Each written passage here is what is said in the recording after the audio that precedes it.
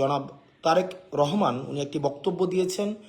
উনি বক্তব্যে বলেছেন যে আসলে প্রার্থী মুখ্য নয়, মুখ্য হচ্ছে প্রতীক, প্রতীকটাই হচ্ছে মুখ্য।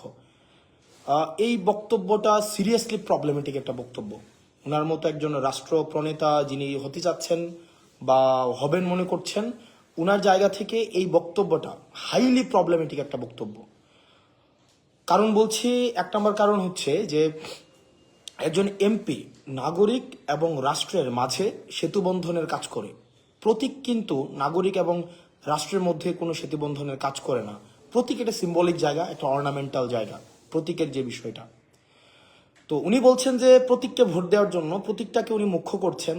এখন একটা প্রতীকের মধ্যেও যদি একটা অযোগ্য প্রার্থী থাকে, যে ব্যক্তি অযোগ্য, যে ব্যক্তির অপ্রকৃতস্থ, দুর্নীতিগ্রস্ত, আমরা অতীতের সংসদগুলোতে যেটা দেখেছি যে আসলে আমরা এমনও দেখেছি যে শুধুমাত্র দলীয় আনকন্ডিশনাল অনুগত্যের জন্যই, যাদের হয়তো এলাকায় কোনো ধরনের সম্পৃক্ততা নেই, তারাও অনেকে প্রার্থী হয়েছেন দলীয় প্রতীকে। তো এখন আমি যদি এমন একজন প্রার্থীকে নির্বাচিত করি যার জনগণের সাথে সম্পৃক্ততা নেই, কিন্তু ওই প্রতীকটাকেই শুধুমাত্র হোল্ড করে আমি তাকে সংসদে পাঠালাম, কিন্তু সে যদি যোগ্য না হয়, সে যদি জেনুইনলি রিপ্রেজেন্ট না করতে পারে, আমি তো আসলে আমার রিপ্রেজেন্টেটিভ নির্বাচন করছি, তাই না? সে যদি প্রক্সি হয়ে যায় দলের কাছে, তাইলে সেটা হচ্ছে জনগণের প্রকৃত রিপ্রেজেন্টেশন সংসদে আসলে কখনোই সম্ভব না, নাম্বার ওয়ান। তাইলে আমার জনগণের সাথে রাষ্ট্রের যে ব্রিজ, এই ব্রিজ কিন্তু কোনো প্রতীক করে না, সেটা করে প্রার্থী। তার মানে আমি যদি ভোট দিতে চাই, আমার এই জুলাই পরবর্তী সময়ে আমার মূল যেই লক্ষ্যটা হওয়া উচিত সেটা হচ্ছে প্রার্থীটা কেমন। একটা অপরিচিত প্রতীকের মধ্যেও যদি একজন যোগ্য প্রার্থী, যিনি রাষ্ট্রকে আসলে ধারণ করেন, জনগণকে ধারণ করেন, নাগরিককে ধারণ করেন, সে যদি যোগ্য হয়ে থাকে, মানুষ তাকেই চুজ করা উচিত। অন্যদিকে একটা প্রতীকের আন্ডারে যদি একজন অযোগ্য প্রার্থী হয়, যেই প্রার্থী জনগণকে প্রতিনিধিত্ব করেন না, দুর্নীতিগ্রস্ত, মার্কা যতই ভালো হোক না কেন, উনি জনগণকে কখনোই রিপ্রেজেন্ট করবেন না। সেই জায়গা থেকে জনাব তারেক রহমান যে বক্তব্যটা দিয়েছেন, প্রাইমারিলি সেটা প্রবলেমেটিক। দুই নাম্বার যে জায়গাটা, সেটা হচ্ছে যে আমরা আসলে যদি শুধুমাত্র প্রতীক দেখেই হচ্ছে ভোট প্রদান করি, সেক্ষেত্রে যেটা হবে, আমরা কখনোই প্রপার রিপ্রেজেন্টেটিভ নির্বাচন করতে পারবো না। আমরা যেটা নির্বাচন করব সেটা হচ্ছে প্রক্সি। 300 আসনে, মানে 300 আসনে আমরা 300টা প্রক্সি ক্যান্ডিডেট নির্বাচিত করব। যেমন এটা খুব সহজ ছিল বিষয়টা। যেমন উনি যেটা বলেছেন, এটাকে এইভাবেও করতে পারতেন। 300 আসনে শুধু প্রতীকটা দিয়ে দিতে পারতেন, যে আপনারা প্রতীকে, যেটা পিআর সিস্টেমের কথা বলছেন, পিআর সিস্টেম, এটা হইলেই তো হইতো যে আপনি, আমি কিন্তু পিআর এর পক্ষে না, মানে উনার কথা অনুযায়ী উনি যেই সিস্টেমটার কথা বলছেন, সেটা হচ্ছে অনেকটা এরকম যে আপনারা প্রতীককে ভোট দেন, প্রতীককে ভোট দিলে প্রতীকটা যদি নির্বাচিত হয়, তাহলে 300 আসনে আমি হচ্ছে পরবর্তীতে আমার নিজের মতো করে আমি প্রার্থী দিয়ে দিলাম। মানে এটা হইলেও কিন্তু হইতো। আপনার যদি 300 আসনের মধ্যে শুধুমাত্র প্রতীক দেখেই মানুষ ভোট দেয়, প্রতীকটাকে যদি উনি মুখ্য মনে করে, তাহলে সেক্ষেত্রে তো আসলে আলাদা করে প্রার্থী দাঁড়ানোর দরকার ছিল না। প্রতীকটাই যদি মুখ্য হয়ে যায়, প্রার্থী যদি গৌণ হয়ে যায়, তাহলে এটা কোনো প্রেসিডেন্সিয়াল সিস্টেমের মতো এটা হইলেই তো হইতো। তাহলে আলাদা করে আসলে আমি কোনো রিপ্রেজেন্টেটিভ নির্বাচন করছি না, আমি আসলে কিছু প্রক্সি, আমার কিছু দলীয় স্পোক্স পার্সন নির্বাচন করছি, যারা আমার পার্টির প্রতি আনকন্ডিশনাল এলিজিয়েন্স দেখাবে। তারপরে যে বিষয়টা, আমরা 3 নম্বর বিষয় হচ্ছে, আমরা কিন্তু চেয়েছিলাম একটা রাষ্ট্রের হাইকমান্ডকেও, একটা দলের হাইকমান্ডকেও যেন হচ্ছে কি প্রশ্নের আওতায় নিয়ে আসা যায়। কিন্তু আমরা দেখলাম এখানে যেটা হচ্ছে যে হাইকমান্ড এখানে হচ্ছে প্রশ্নের মধ্যে আসছে না। হাইকমান্ড দিন শেষে যা বলবে তাই হবে। দিন শেষে হাইকমান্ড যদি বলে যে ওই এই প্রতীকের আন্ডারে একজন অদক্ষ বা দক্ষ কাউকে নির্বাচন করেন, তাকেই নির্বাচন করবেন। এক্ষেত্রে হাইকমান্ডের যে আধিপত্য ভাঙা, একচেটিয়া হাইকমান্ডের আধিপত্য ভাঙা, মনোপলি যে তৈরি করে রাখা হয়, যেমন আমরা হাসিনার সময় দেখেছি, সবাই হচ্ছে হাসিনাকে রিপ্রেজেন্ট করে, জনগণকে রিপ্রেজেন্ট করে না। সবাই হচ্ছে হাসিনাপন্থী, কেউ জনগণপন্থী না। এখন আবার আমরা সময় একটা স্ট্রাকচারের দিকে যেন না যাই, আমরা এই জায়গাটাও গুরুত্ব দিতে হবে।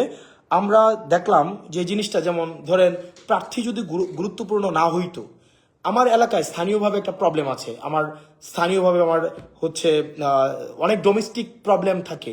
প্রার্থী যদি মুখ্য না হয়, এই প্রবলেমটা সংসদে কে গিয়ে বলবে? প্রতীক কি সংসদে গিয়ে বলতে পারবে? প্রতীক তো সংসদে গিয়ে এটা বলতে পারবে না। বলতে হবে প্রার্থী।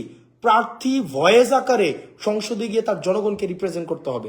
কিন্তু আনফর্চুনেটলি আমরা দেখলাম সেখানে প্রতীককে ফোকাস দেওয়ার মধ্য দিয়ে প্রার্থীর যে এজেন্সি, সেই এজেন্সিটাকে আসলে নাই করে দেওয়া হচ্ছে, যেটা সিরিয়াসলি প্রবলেমেটিক। এবং দিন শেষে আমি যদি ফোন দেই, প্রতীক কিন্তু আমার ফোন রিসিভ করবে না।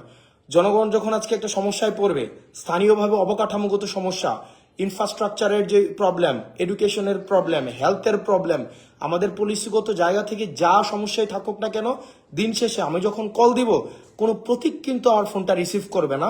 ফোনটা রিসিভ কিন্তু আমার প্রার্থীকেই করতে হবে। প্রার্থীকেই এসেই কিন্তু সমস্যার সমাধান করতে হবে। তাহলে যদি প্রার্থী যোগ্য না হয়ে থাকে, তাহলে কিভাবে প্রার্থী আমার সংসদে প্রতিনিধিত্ব করবে?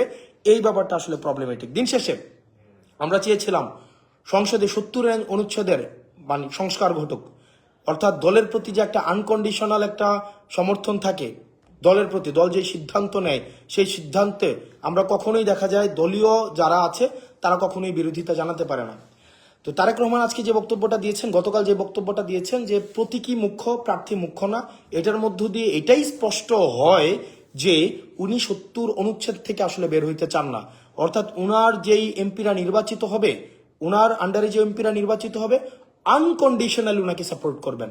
যে ডিসিশনই হোক না কেন আনকন্ডিশনাল উনাকে সাপোর্ট করবেন। ইন্টারনাল যে ডেমোক্রেসি থাকে, পার্টির ইন্টারনাল যে ডেমোক্রেসি, সেই ডেমোক্রেসিও কখনো সংগঠিত হবে না।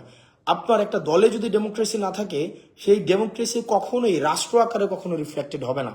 তো তার মানে গতকালের যে বক্তব্যটা উনি দিয়েছেন, ওনার জায়গা থেকে আমাদের প্রত্যাশা অনেক বেশি যে ওনার যে বক্তব্য যে প্রার্থী মুখ্য না, মুখ্য হচ্ছে প্রতীক, এটা হাইলি সিরিয়াসলি প্রবলেমেটিক এবং ভবিষ্যতের জন্য এটা একটা আশঙ্কাজনক। যে আমরা কি আসলে আবার একটা এককেন্দ্রিক শাসন ব্যবস্থার দিকে যাচ্ছি, যেখানে হাইকমান্ডই হচ্ছে সর্বসর্বা হয়ে উঠবে। হাইকমান্ডকে কখনো কোনো প্রশ্ন করা যাবে না। হাইকমান্ড দিন শেষে যে সিদ্ধান্ত দিবে সেই সিদ্ধান্তটাকে মেনে নিতে হবে। হাইকমান্ড দল নিয়ে যে সিদ্ধান্ত নিবে সেই সিদ্ধান্তটাকে আসলে আমাদের মানতে হবে। দিন শেষে যদি প্রার্থীর যদি এজেন্সি না থাকে, সেই প্রার্থী কখনোই ওই ডোমেস্টিক পলিসির রিপ্রেজেন্টেশন কখনোই সংসদে গিয়ে করতে পারবে না। সেজন্য নির্বাচনের জন্য প্রতীক যেমন গুরুত্বপূর্ণ, একই সাথে সাথে প্রার্থী হিমসেলফ ইজ ভেরি ইম্পর্টেন্ট। কারণ প্রার্থী কোনো অ্যাবস্ট্রাক্ট বিষয় না, প্রার্থী হচ্ছে খুবই ভিজিবল একটা বিষয়।